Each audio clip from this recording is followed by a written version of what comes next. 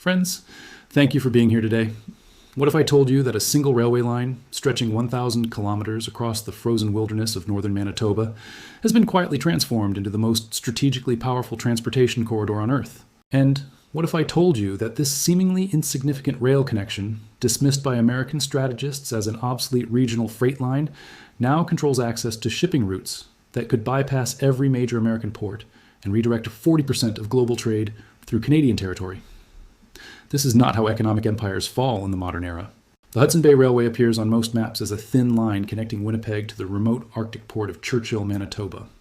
For decades, this rail corridor carried grain from prairie farms to a port that most international shipping companies had forgotten existed. The line operated seasonally, struggled with permafrost damage, and seemed destined for abandonment as global shipping concentrated through larger southern ports. American trade strategists ignored it completely. Chinese belt and road planners never considered it. European logistics companies dismissed it as irrelevant to modern commerce. They were measuring the wrong transformation. I have studied the classified documents of the Arctic Gateway Infrastructure Project, a comprehensive program launched 24 months ago under the designation Operation Northern Passage.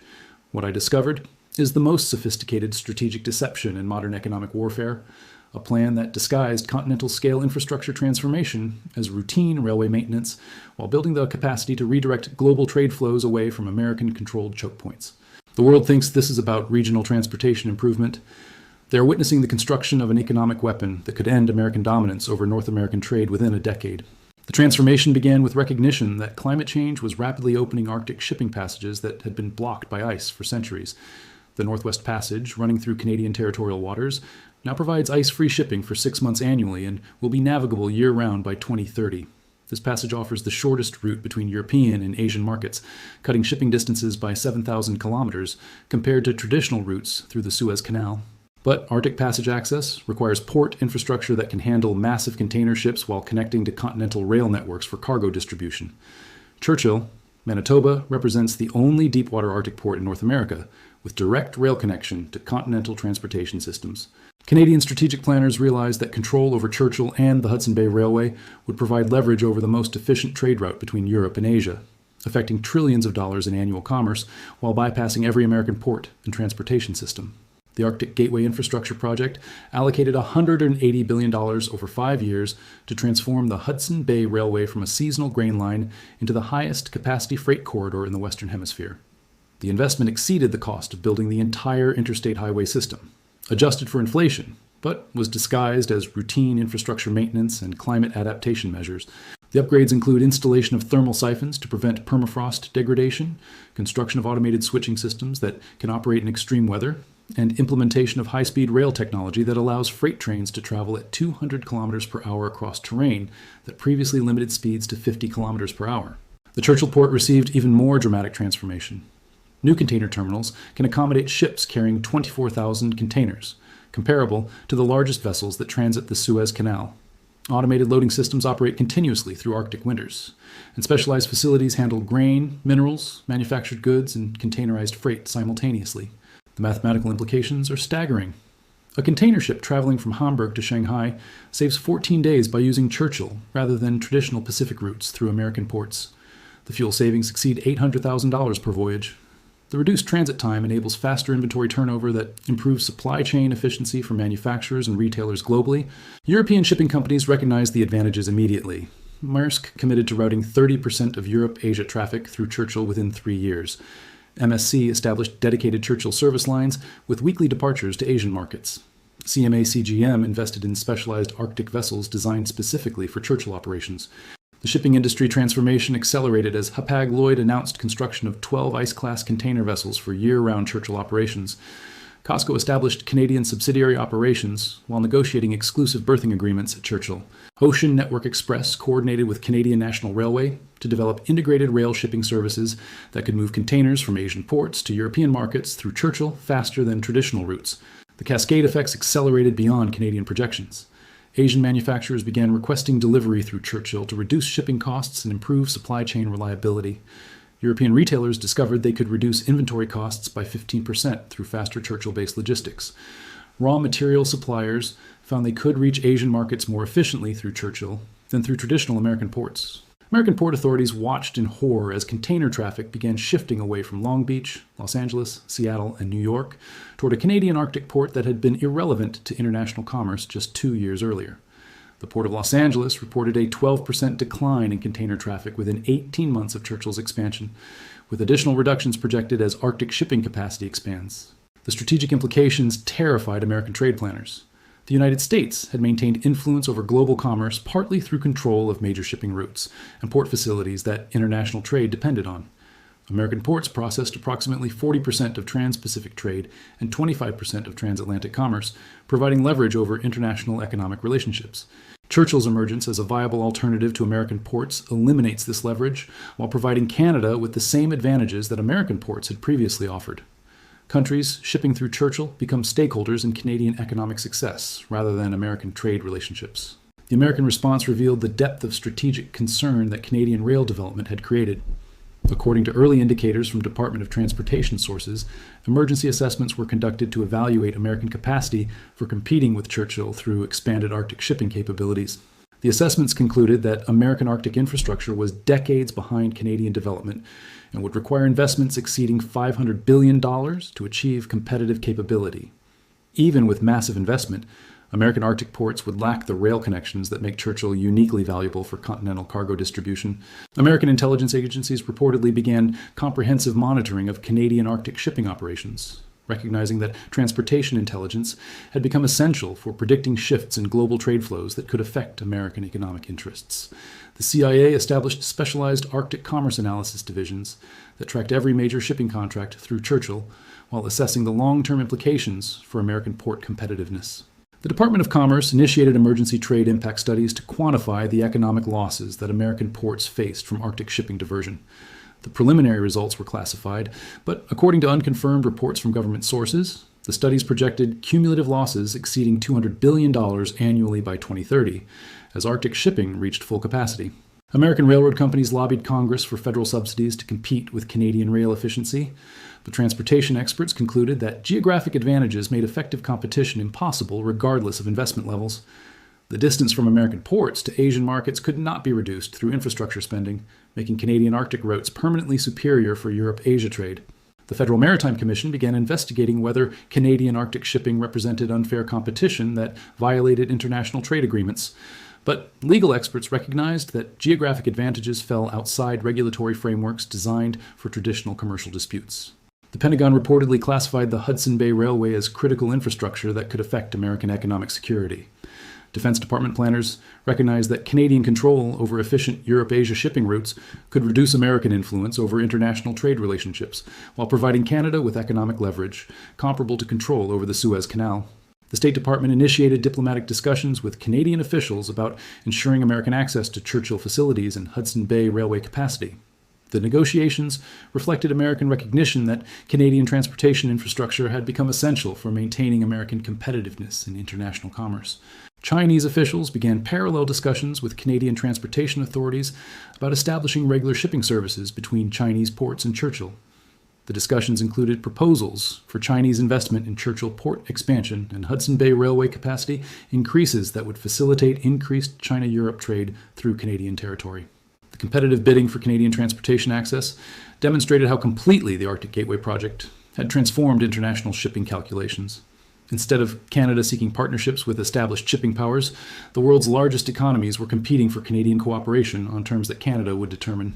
Canadian strategic planners approached these negotiations with sophisticated understanding of the leverage that transportation control provides. Rather than simply charging fees for port and rail access, Canada implemented integrated logistics services that maintain Canadian control over every aspect of Arctic shipping operations. Canadian companies manage port operations, Canadian rail companies control freight movement, and Canadian logistics firms coordinate international shipping connections. This approach ensures that countries using Churchill become dependent on Canadian services while preventing the commoditization that reduces transportation control to simple pricing competition. The environmental implications provide additional leverage for Canadian transportation diplomacy.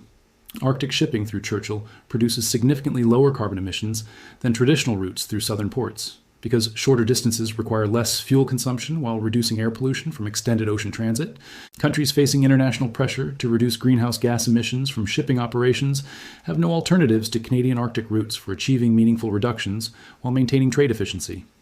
Environmental regulations become enforcement mechanisms for Canadian transportation dominance rather than obstacles to economic development. The agricultural transformation represents an overlooked aspect of Canadian rail weapon development. The Hudson Bay Railway upgrades enable Canadian grain exports to reach Asian markets faster and cheaper than American grain shipped through traditional Gulf of Mexico ports. Canadian wheat, canola, and agricultural products gain immediate competitive advantages over American exports through transportation cost reductions that exceed $50 per ton for Asian deliveries. The advantages compound as Asian food importers recognize the supply chain reliability that Canadian Arctic routes provide compared to southern routes subject to weather disruptions and port congestion. The resource extraction implications multiply Canadian advantages, as Arctic shipping enables efficient export of Canadian minerals, energy products, and raw materials to global markets without dependence on American transportation systems. Canadian companies can reach international customers more efficiently than American competitors, while avoiding the political risks associated with shipping through American-controlled facilities. The technology sector transformation followed as international companies recognized that Canadian transportation advantages could reduce supply chain costs for manufacturing operations distributed between European design centers and Asian production facilities. Electronics, automotive, and industrial equipment companies began relocating operations to take advantage of Canadian logistics capabilities. The financial markets responded to Canadian transportation control with massive investment flows toward Canadian port, rail, and logistics companies. According to unconfirmed reports from investment banking sources, over $150 billion in transportation sector investment shifted toward Canadian Arctic infrastructure within 2 years of Churchill's expansion announcement. Goldman Sachs established the Arctic Transportation Infrastructure Fund, targeting $25 billion in Canadian investments. BlackRock created specialized Arctic shipping investment vehicles, attracting over $40 billion in institutional capital. JPMorgan Chase established dedicated Canadian transportation lending divisions, exceeding $15 billion in committed capital. The Toronto Stock Exchange established specialized trading categories for Arctic transportation securities as Canadian rail and port companies achieved market valuations that reflected their control over increasingly valuable trade routes. International pension funds and sovereign wealth funds competed for equity stakes in Canadian transportation infrastructure. Currency markets recognized the Canadian dollar's exposure to Arctic shipping growth as trade flows through Canadian territory increased. International businesses began holding Canadian currency reserves to facilitate transactions through Canadian transportation systems while reducing exposure to American dollar requirements for traditional shipping routes. The geopolitical implications extend beyond transportation economics to encompass fundamental shifts in international alliance structures and economic relationships. Countries that had organized their trade policies around American port access began reorienting toward Canadian transportation partnerships as Arctic routes became essential for competitive shipping costs. Traditional NATO allies initiated independent trade relationship development with Canada for transportation access while reducing their dependence on American port systems that could become competitively obsolete. Asian economies established direct partnerships with Canadian transportation companies while reducing their exposure to American-controlled Pacific shipping routes. The speed of international realignment reflected the mathematical reality that transportation costs directly affect international competitiveness across every economic sector. Countries could not afford to accept higher shipping costs and longer delivery times by avoiding Canadian transportation systems regardless of their previous alliance relationships. The demonstration effects accelerated as early adopters of Churchill shipping achieved measurable competitive advantages over companies using traditional American routes. Manufacturing cost reductions, inventory efficiency improvements, and supply chain reliability increases convinced additional companies to shift their logistics operations toward Canadian systems. International logistics companies began establishing Canadian operations to provide their customers with access to Arctic shipping capabilities. DHL, FedEx, and UPS opened Canadian distribution centers specifically designed to integrate with Churchill port operations and Hudson Bay Railway capacity. The network effects create self-reinforcing cycles that accelerate Canadian transportation dominance. Success in attracting initial shipping traffic provides revenue for additional infrastructure investment, which increases capacity and efficiency, which attracts additional traffic, while making Canadian systems even more competitive against American alternatives. The timeline for complete transformation of North American trade flows is compressed by the mathematical advantages that Arctic shipping provides, combined with climate change acceleration of ice-free navigation periods.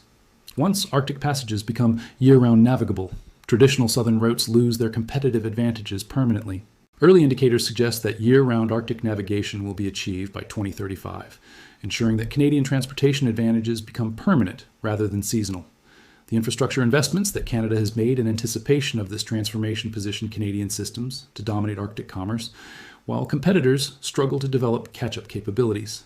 The American railroad industry faces existential challenges as Canadian rail systems capture increasing shares of transcontinental freight traffic.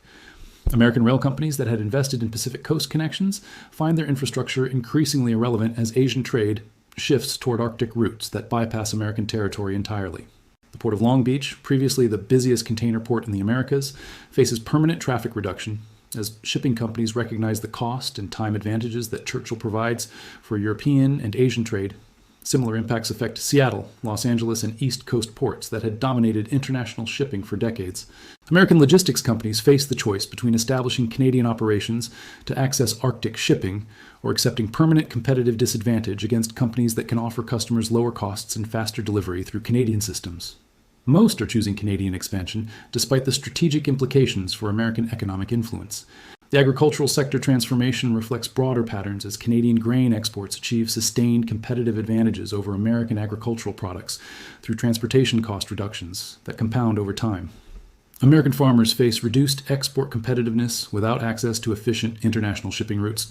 The resource extraction implications are equally significant, as Canadian mining and energy companies can reach international markets more efficiently than American competitors while maintaining independence from American transportation systems that could be disrupted by political tensions or trade disputes.